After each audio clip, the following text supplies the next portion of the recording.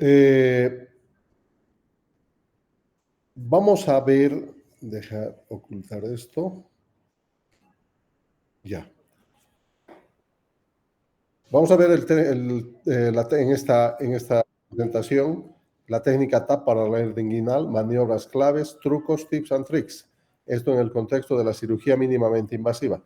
Esta es la nueva imagen que se ve actualmente en el manejo de la hernia inguinal, ¿no? La imagen de la cirugía antigua, ya por la vía anterior, ya se ve cada vez menos. No es que no se haga, sino que se ve cada vez menos. Vamos a hablar de los conceptos actuales sobre anatomía y reparación. Los accesos mínimamente invasivos, las dos opciones más utilizadas, TAP-TEP, términos y nomenclatura actuales, y la nueva anatomía del orificio miopectíneo. Después de esta charla, los estudiantes entran a una cirugía de hernia inguinal en el hospital y ven absolutamente todo y queda consolidado su aprendizaje. Hay un neurofisiólogo americano que falleció en 97 que dice que para alguien con un martillo, o sea, como una sola herramienta tienes un martillo, todo parece un clavo, ¿verdad? Y todos los problemas quieren resolverlo a golpe de martillo, que significa de que el cirujano actualmente tiene que tener un arsenal de instrumentos, de herramientas para resolver los distintos problemas con distintas alternativas vigentes que tengan respaldo científico y que estén avaladas, ¿verdad? Y de preferencia que sean las técnicas preferidas como el gold estándar. Ayer hemos hablado de que las destrezas y habilidades prácticas se las ganan habitualmente ya no operando a pacientes en vivo, sino que uno adquiere habilidades y competencias en los centros de simulación y repitiendo un poco con mínimo riesgo, con los errores que puedes ir repitiéndolos las veces que sean necesarios y demostrado de que las habilidades incorporadas en la caja de simulación son absolutamente transferibles al quirófano. El doctor William Stewart Halsted, el padre de la cirugía, fue el primer jefe en cirugía del Johns Hopkins, quien transformó la educación quirúrgica al crear el programa de residencia, y él le llamó a esto el C1 Do One, y a esto C1 Do One se agregó después el Teach One. O sea, mira uno, haz uno y enseña uno. Entonces, esa fue la filosofía de trabajo del doctor Halsted en la residencia. Obviamente que las destrezas y habilidades prácticas tienen las más de las veces un buen resultado, como la imagen de la derecha, y de repente, cuando tus destrezas o habilidades y tus competencias cognitivas, tus habilidades motrices, ¿no?, han fallado en cierto momento, tú puedes tener un desastre en tu obra, ¿verdad? Y si son de Cochabamba y se acuerdan, este es el famoso puente caído, dos puentes gemelos, ¿verdad?, que no tendría por qué haber sufrido una consecuencia. Aquí hubo un error técnico en algún momento en la elaboración de la estructura, ¿verdad? Y la consecuencia es esto, un desastre. Entonces, eso también te puede ocurrir en la hernia, ¿verdad? Una recidiva muy precoz, lesiones de los elementos del cordón, y lo ideal es de que te prepares bien, que tengas las habilidades y destrezas teóricas y prácticas para que el resultado final sea ¿verdad? Que sea un puente bien construido, funcional, efectivo y que cumple con su ser. Esta es una sala de simulación de la nuestra, ¿no?, donde los profesionales del área quirúrgica, de todas las especialidades, cirujanos generales, urólogos, ginecólogos, incorporan habilidades en caja de simulación en procedimientos progresivamente ascendentes en complejidad, con todos los recursos. Que la idea de la simulación no es una cajita de cartón y que te acomodes y empieces a hacer el procedimiento, sino de que lo que tú estés haciendo se pueda replicar y transferir al quirófano. Y en el quirófano vamos a ver, esta es la imagen que se ve y va a ser la presentación número 1. Esta es una región inguinal derecha en un varón, ¿verdad? Y la nueva nomenclatura que vamos a aprender de la Y invertida y los 5 triángulos Fue propuesta durante la pandemia por los doctores Christian Klaus y el otro nombre enseguida les cuento. Y esta es la visión abdominal que vemos de una hernia inguinal derecha en un varón. ¿Ya? No se olvide. Este es el sitio de la hernia, estoy apuntando, una hernia inguinal indirecta. Por aquí salen los elementos del cordón y se introducen en el conducto inguinal. Y si la hernia emerge a través del orificio inguinal profundo, se llamará indirecta. Si la hernia emerge medial a los, ahora este es un paso importante, medial al orificio inguinal profundo, se llamarán hernias directas, las que emergen en el triángulo de Hesselbach. Entre estos dos elementos del triángulo débil de Hesselbach y el orificio inguinal profundo, hay un elemento que ustedes pueden ver acá que hace saliencia y son los vasos epigástricos inferiores. Entonces, luego, en la parte interna vamos a encontrar el conducto deferente en el varón. Por eso que esta anatomía es un tanto discriminatoria, porque no hay deferente en el varón, ¿verdad? Entonces, esta referencia anatómica falta y lo que tenemos es el redondo. Entonces, el conducto deferente con los vasos deferenciales, el límite interno del triángulo, los vasos epigástricos inferiores es la pata larga de la Y, y los vasos gonadales que estamos viendo acá son, estos de acá, son los que, o vasos testiculares en el varón, son los que constituyen entonces el triángulo entre el conducto deferente y los vasos gonadales. Ese es el triángulo de Dum, D-O-O-M, y en la profundidad de estos es el triángulo peligroso, están la vena, la arteria y el nervio femorales, están en sus orígenes todavía de la división. Por fuera de los vasos epigástricos y la proyección del ligamento inguinal en la parte superior que estoy señalando con la flecha, este se llama el triángulo de Pain o el triángulo de Pain o del dolor. Y se llama así porque en este triángulo vamos a encontrar tres estructuras nerviosas, ramos del plexo lumbar. La más importante, el nervio ilioinguinal, que viene haciendo este trayecto y se introduce en el orificio inguinal profundo junto con los elementos del cordón.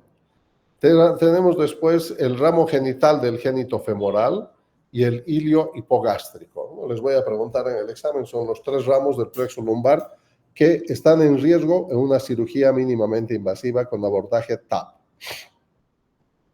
Y entonces tenemos acá concluidos el triángulo de Hesselbach, el triángulo de Dum, el triángulo de Pain, el triángulo del orificio inguinal profundo. Todos estos triángulos van a estar delimitados por elementos anatómicos muy bien identificables durante el acto quirúrgico. No se olviden, la Y invertida, la pata, está dado por los vasos epigástricos, el brazo medial, el conducto deferente y sus vasos, el brazo lateral, los vasos inguinales.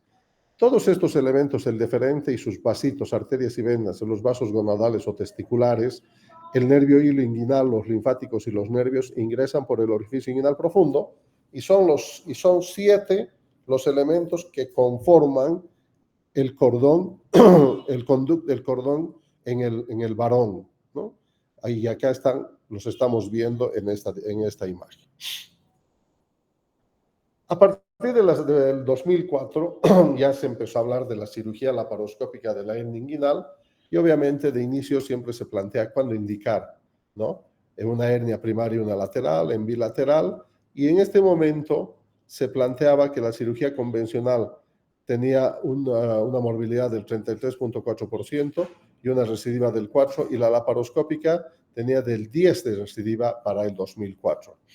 Por lo tanto, se decía que todavía la hernia, el procedimiento laparoscópico no había alcanzado una madurez necesaria. Para 10 años después ya mejoró, o sea, la curva de acá lo que define no es que el procedimiento sea malo, sino la curva de aprendizaje. Cuán bueno eres para operar una hernia y resolver el problema con la misma eficacia y eficiencia que en la cirugía abierta. Para un nivel de evidencia 1A, el 2014 ya se le da menor dolor crónico y parestesias, retorno precoz a las actividades, esto es lo que marca más, menos complicaciones en relación a las heridas, mejor calidad de vida, la recidiva es similar, esto es importante, y la cirugía laparoscópica es la mejor opción para el tratamiento de las hernias inguinales. En ese momento, los costos mayores no repercuten en el resultado final. Un segundo, jóvenes. José. Sí, pues está trabajando todavía el Rolando. No, tiene que terminar, dile, por favor, que yo voy a llegar seguramente tipo 7:30, 8, José. Estoy cargado, estoy con la puerta entreabierta. Tienes que esperarme, ¿no? Es porque no ha podido cerrar la puerta por la caja.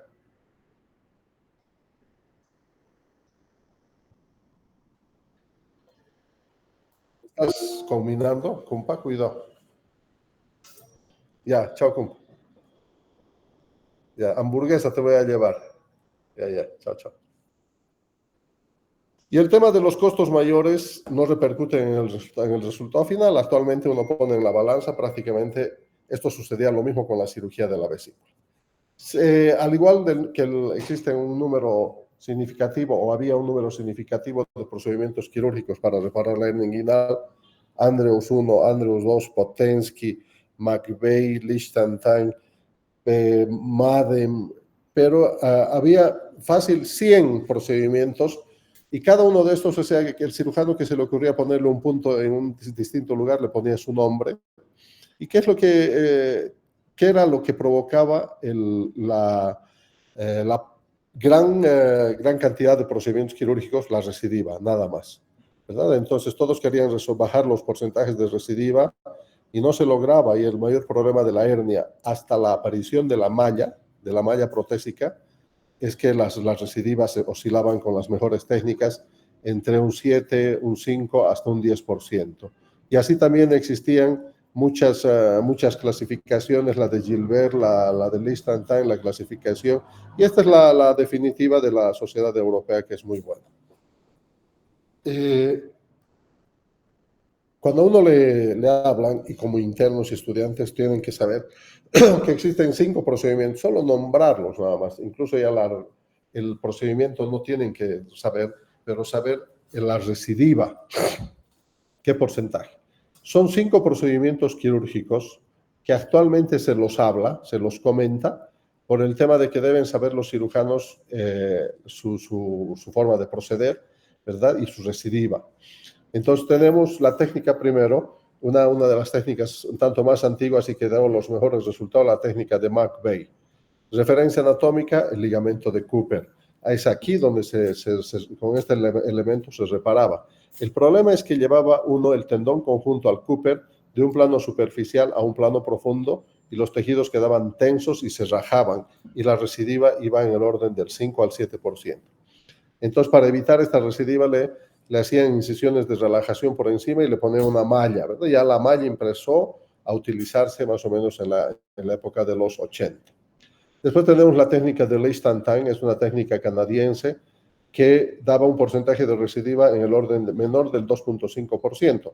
El grave problema es que esta incidencia de recidiva no se ha podido reproducir en ninguna parte del mundo, por lo tanto, no es reproducible y consiste en deshacer la pared inguinal y reconstruirla en 4 planos, desde el plano profundo a la parte superficial. La técnica canadiense de Lichtenstein, no reproducible.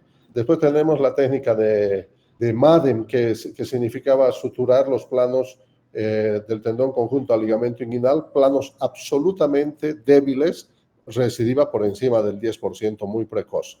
Después tenemos la técnica francesa de Marcy, ¿no? Los franceses le pronuncian Merci, es la técnica de los niños, nada más en el inguinal en el niño, que consiste en estrechar el orificio inguinal profundo. Y finalmente, a propósito, he dejado en quinto lugar la técnica que surge al inicio de los 90 y es la que cambia la historia de la cirugía inguinal abierta, que es la técnica de Lichtenstein. A ver, creo que me he confundido. Sí. La otra era la técnica canadiense de Schuldeis, corrección. La técnica canadiense es de Schuldice, así se escribe la técnica de Schuldeis. Y en quinto lugar vamos a hablar de la técnica alemana-americana, que es la técnica de Lichtenstein, un cirujano alemán que se fue a vivir a Estados Unidos, en California. Y su técnica dice hernioplastia inguinal abierta, con malla de Marlex, sin tensión, con anestesia local y ambulatorio. Ese es el título completo de su trabajo. y el orden de recidiva fantástico 0.5%. Una técnica absolutamente reproducible en todas partes del mundo y obviamente el tema de que sea ambulatorio o que sea internado ya es un tema institucional, es mejor dejarlo internado.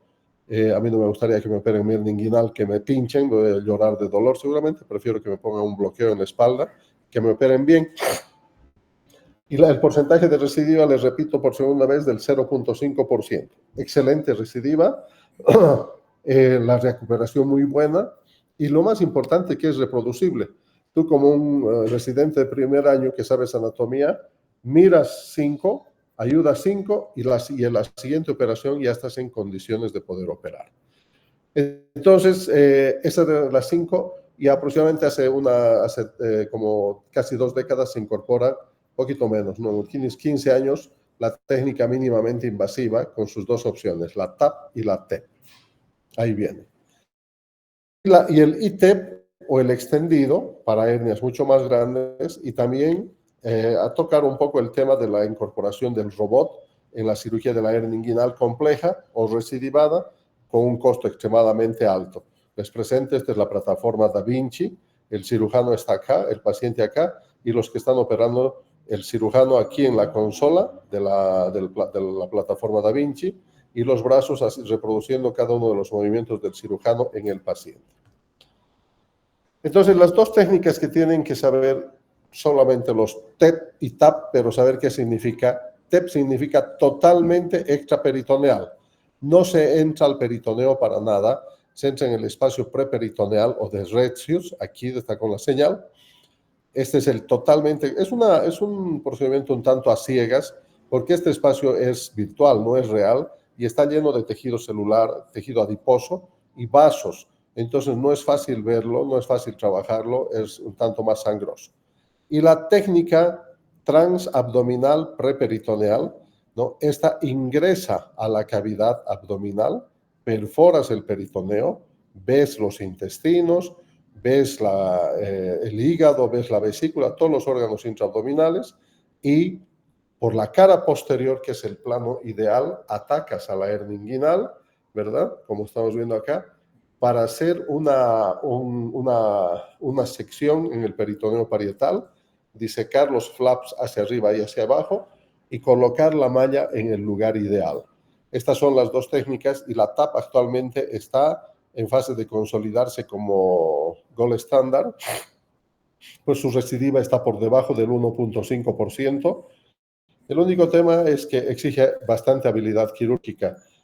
Para hacer un list and les decía, miras 5, ayudas 5 y operas el siguiente. En esto miras unos 20, estudias, ayudas unos 50, operas 50 y recién estás autorizado. ¿Cuáles son los postulados para la formación de la cirugía endoscópica de la pared?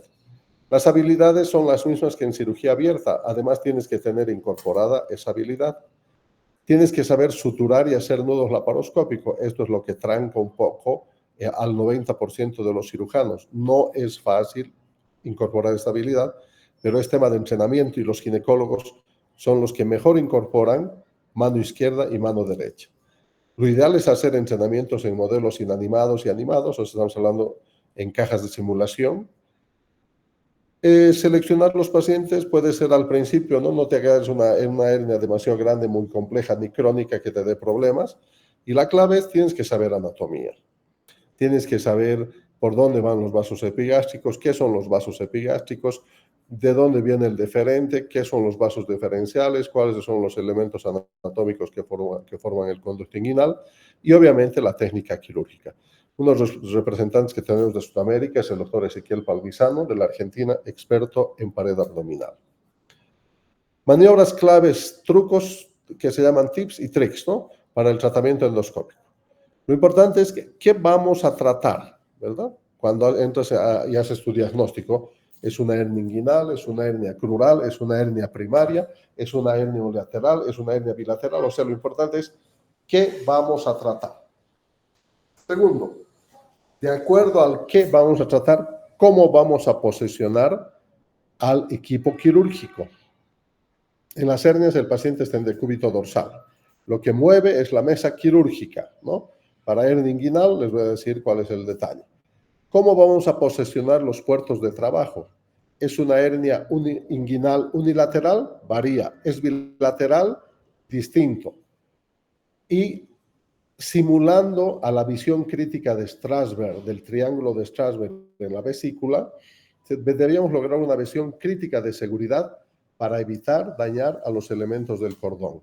Y lo otro importante, cómo posesionar y fijar la malla en el lugar adecuado. Vamos. Según el doctor Jorge Daes, que es un colombiano experto también, y Edward Félix, americano, dicen, lo importante es conocer la anatomía del orificio miopectíneo. Eso es lo fundamental, y si tú dominas eso, has dado en el blanco. Y decía el doctor Claude Bernard, decía quien no sabe lo que busca, no entiende lo que encuentra. Si no sabes anatomía, estás fregado. ¿No? Entonces, en una publicación realizada por el doctor Daes, Jorge Daes y Edward Félix, el americano, el 2016, hablan ya de la visión crítica del orificio miopectíneo, lo que les decía, simulando a la visión crítica de Strasberg en lo que es en el triángulo de Calot, donde vamos a identificar conducto cístico, vía biliar, lóbulo hepático derecho y todo. Entonces es importante la visión crítica, identificar y disecar el tubérculo púbico, descartar hernias inguinales, disecar al menos 2 centímetros hacia lo que es el tubérculo púbico, disecar el saco indirecto, identificar y reducir los lipomas, disecar el peritoneo. Esto no lo vamos a leer porque nos va a complicar. Y si tú estás preparado, no te va a ocurrir lo que se me vino. No te va a ocurrir esto. Si tú estás preparado, vas a poder salvar o caer en lo que se conoce como la tormenta perfecta en cirugía laparoscópica de la hernia inguinal. El cirujano en el inicio de la curva de aprendizaje tiene ciertas dudas, le cuesta identificar un poco los elementos anatómicos y trabajar con ellos. La visión anatómica de la visión crítica de seguridad, no hay tantas anomalías, yo diría, en esta zona, solo que está deformada la región inguinal por una hernia crónicamente enferma. Los cuadros agudos con estrangulaciones te van a deformar la región inguinal. Las recidivas es un mundo aparte. Que tu equipo esté fallando, tu instrumental no sea el adecuado, o en un turno nocturno. En general, todas estas condiciones se dan para que ocurra una tormenta perfecta y el resultado es el fracaso, ¿verdad? El puente fantasma. Ya en el momento en que ya se había decidido su rehabilitación, en el momento que estaba hundido del puente. En el 2019, los doctores Marcelo Furtado y Cristiano Klaus presentan esta ha sido su tesis de grado del doctorado, sistematización de la reparación de la hernia inguinal basada en nuevos conceptos anatómicos de la Y invertida y los 5 triángulos. Entonces ellos son brasileros, son de Curitiba y presentaron esta propuesta y que entró en todo el mundo el 2019. El 2020, el mismo grupo, Cristian Klaus, Marcelo Furtado, Melcher, proponen las 10 reglas de oro, ¿no?, para una cirugía segura de la hernia inguinal utilizando los conceptos nuevos de la anatomía de la Y invertida y los 5 triángulos. Entonces, si se fijan, estamos yendo a lo que es una cirugía de precisión, ¿no? Ya entra la inteligencia artificial. Él es Marcelo Furtado y él está presentando la sistematización de la reparación laparoscópica publicado en los archivos brasileños de cirugía digestiva, el 2019, volumen 32, publicado el 7 de febrero del 2019. Lo tienen en inglés y portugués. Y se ha demostrado que la reparación laparoscópica de hernia inguinal es superior a la reparación abierta, con un retorno más rápido a las actividades abiertas o diarias y una disminución de la aparición del dolor crónico. Realmente es fantástico, es mucho más anatómico el operar, porque en la vía anterior en general te imaginas más que ver. Y el orificio miopectíneo de Frouchot, desde 1956, Tú lo puedes ver ahora por vía laparoscópica, pero de una forma impresionante. Acá con peritoneo en A y sin peritoneo en B. Entonces, donde vamos a ver vasos epigástricos inferiores, la pata larga de la Y, brazo medial o interno, conducto deferente y sus vasos deferenciales. Brazo externo de la Y, vasos gonadales testiculares en el varón. ¿Listo? Entre el triángulo, entre el conducto deferente y los vasos gonadales, el triángulo de Doom, aquí vamos a encontrar vena, arteria y nervio femorales, ¿verdad? Aquí ya se los ve claramente.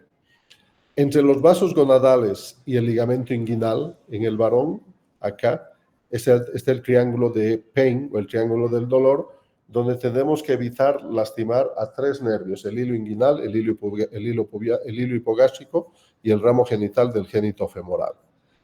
El triángulo de Hesselbach, la zona débil, que sería el orificio interno, y el triángulo del orificio inguinal profundo, serían los 5 triángulos por identificar.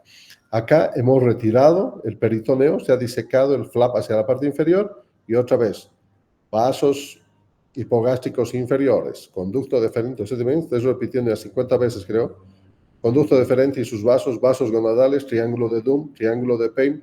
Acá tengo que cuidar los nervios hilo inguinal, el hilo hipogástrico y el ramo genital del génito femoral. Acá vamos a encontrar lo que es el ligamento de Cooper, el triángulo de Hesselbach, el orificio crural, ¿no? Y el orificio inguinal profundo por donde están pasando los elementos del cordón. ¿Y qué decía el doctor Edward Felix, el capo de la cirugía de hernia inguinal americano? Que decía, ¿por qué hacer hernioplastia laparoscópica? Porque podemos visualizar las 3 zonas débiles del orificio miopectíneo. No van a haber hernias perdidas, especialmente las hernias femorales y las indirectas en las mujeres. Y podemos prevenir hernias futuras. O sea, ves todos los defectos que pudieran ser causas o sitios de hernias. El dolor crónico es menor y hay un retorno precoz a las actividades. Esquemáticamente hablando, esta es la propuesta de Marcelo Furtado de la Y invertida y los 5 triángulos, si se fijan acá.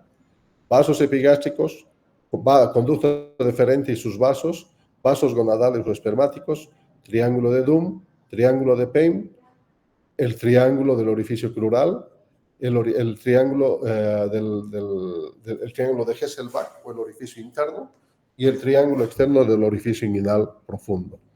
Acá ustedes pueden ver con D de las hernias inguinales directas a través del triángulo de Hesselbach, las indirectas a través del orificio inguinal profundo, las femorales a través del orificio crural, acá el triángulo de Doom y el triángulo de Pain, ¿verdad?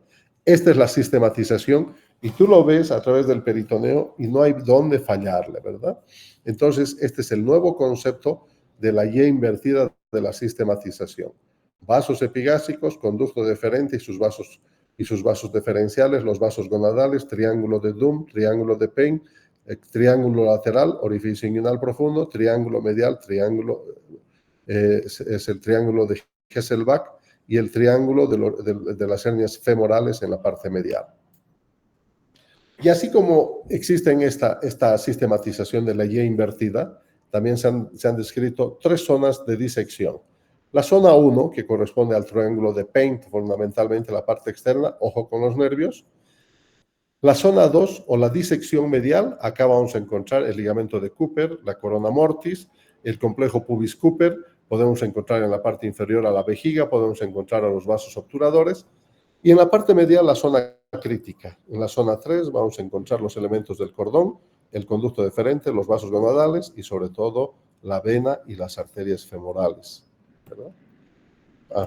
Entonces, en base a esta disección, la zona 1 es sencilla pero peligrosa por los nervios.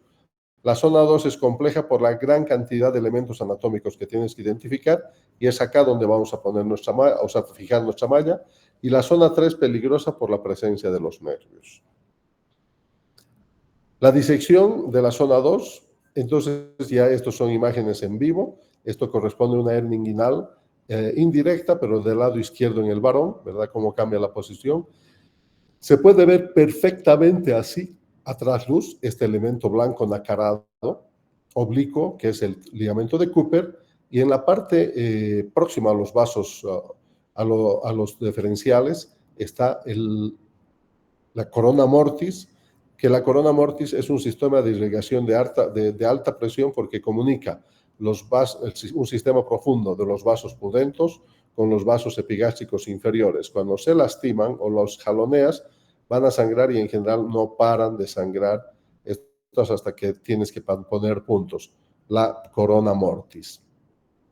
Se decía, Edward Félix decía de que evitas dejar hernias perdidas, ¿verdad? Y así como en este caso, casualmente se encuentra una hernia crural reducida, ¿verdad? Esto es la vena femoral, triángulo, este es el triángulo de, no es de Hesselbach, este es el triángulo de, el ligamento de Gimbernat.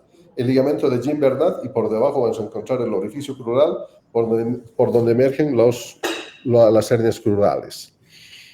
¿Qué ver durante la cirugía? Los 5 triángulos, los 3 ligamentos, los 3 nervios y los 3 vasos.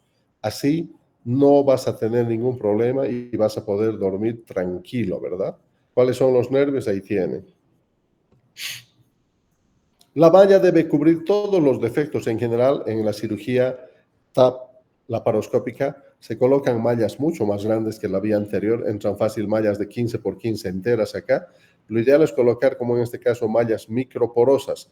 Microporosas significa que los poros son muy pequeños para evitar que las grapas al momento de grapar se atraviesen a través de los orificios si son muy grandes, como en las hernias macroporosas.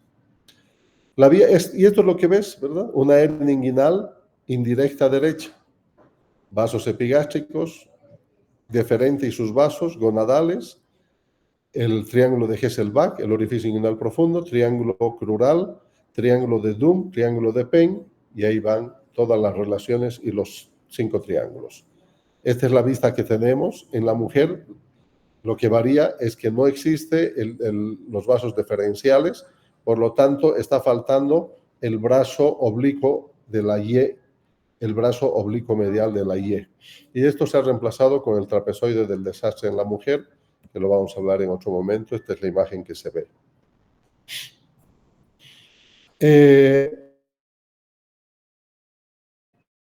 Marcelo Furtado proponen las 10 reglas de oro, ¿no?, para una reparación segura de la hernia inguinal, usando un nuevo concepto anatómico como guía.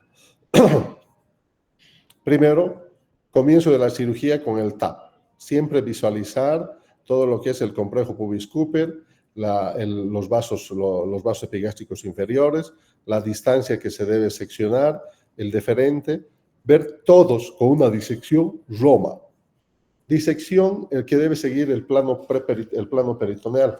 Uno no se introduce en el tejido adiposo, sino que hay un tejido areolar laxo por debajo del peritoneo, y es ahí donde uno tiene que reducir todos los elementos de la pared muscular y aponeuróticos y quedarse solo con el peritoneo. La disección debe extenderse al menos unos 2 centímetros más allá de la sínfisis del pubis, ¿no?, en la zona 2, acá, para colocar bien la malla. La vena ilíaca externa debe ser visible, aquí lo estamos viendo, en el orificio crural. La letra punteada está marcando el triángulo, el ligamento de Gimbernat del orificio crural. 5. La parietalización de los elementos de cordón se considera suficiente cuando el peritoneo se diseca hasta por debajo de al menos el nivel del conducto deferente, acá. 6. Las hernias grandes o inguinoscrotales se recomiendan seccionar y abandonar el saco, y el canal inguinal profundo debe explorarse durante la disección de la zona 3. Entonces estamos listos con la zona disecada. Fíjense, aquí está el orificio de la hernia inguinal directa, el triángulo de Hesselbach, triángulo o ligamento de Cooper, complejo pubis Cooper, y estamos proyectando cómo vamos a colocar y qué tamaño de malla. Y ahí está la malla fijada con tackers reabsorbibles de poliglactina. 3 tackers fijados por lo menos en el ligamento de Cooper y otros 3 en el súpero externo, ¿verdad? Los límites de la disección, dice Félix, si no ve todo el piso, no ha hecho una disección adecuada. Siempre tienes que ver todos los elementos de la zona medial, de la zona 2, zona 1, ¿verdad? todos los elementos, obviamente no los nervios.